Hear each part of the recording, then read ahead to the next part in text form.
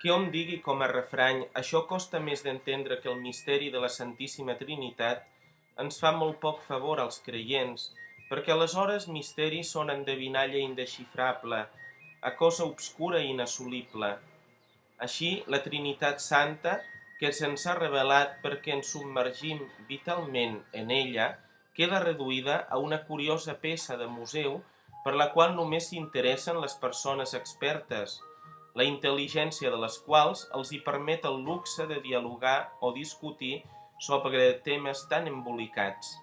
Són coses que passen quan la revelació es desenganxa de la vida i s'assenta fredament en el camp intel·lectual. El text del Deuteronomi que llegim avui ens reconforta precisament pel contrari. Ens fa veure que Israel no arriba al coneixement de Déu per la via intel·lectualista, sinó per la història. Qui és Déu? Repassa la teva història, Israel, i contempla com ell ha actuat amb tu.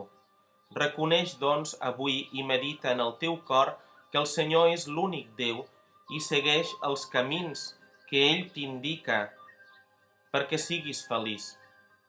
No és que el sol sigui fosc, ben al contrari, és llum puríssima. Mirar-lo de cara ens encega. Tanmateix, però, aprofitem la seva llum i la seva energia vivificants. No és que el misteri sigui obscur, és que ens supera.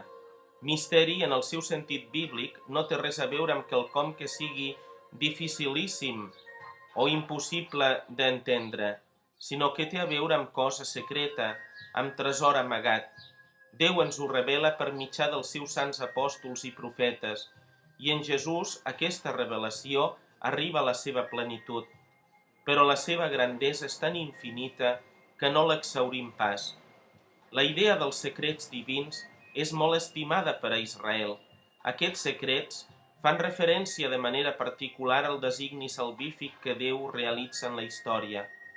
També Sant Pau ens parla del misteri amagat en Déu, però també revelat als homes perquè, units íntimament en l'amor, assoleixin en tota la seva riquesa la intel·ligència plena i el coneixement perfecte del misteri de Déu, en el qual estan ocults tots els tresors de la saviesa i de la ciència. Cap savi no arribarà pas a exhaurir la càrrega teològica trinitària reflectida al text breu de la carta als romans que avui proclamem, però als creients els hi és donat de submergir-se en ell. Penso que molts creients gaudiran quan la revelació del misteri arribi a llurs oïdes, que l'Esperit ens fa cridar Abba, Pare, i que som fills de Déu, amb dret a participar en l'herència del Fill, el nostre germà. A qui reveles tu la intimitat, sinó als íntims? Fins i tot amb ells et costa, però fora d'ells no hi cap fer-ho. Déu vol que li siguem íntims, i per això ens revela la seva intimitat. En ell hi ha una naturalesa i tres persones. És u i tri alhora. Aquest és el torrent de vida que flueix d'ell. Unitat i diversitat. Personalitat pròpia de tres i comunió absoluta. Justament allò que als homes ens resulta impossible, que el nostre jo es realitzi comunicant-lo. Diu Jesús, ja no us dic servents, a vosaltres us he dit amics, perquè tot el que he sentit al meu Pare us ho he fet conèixer.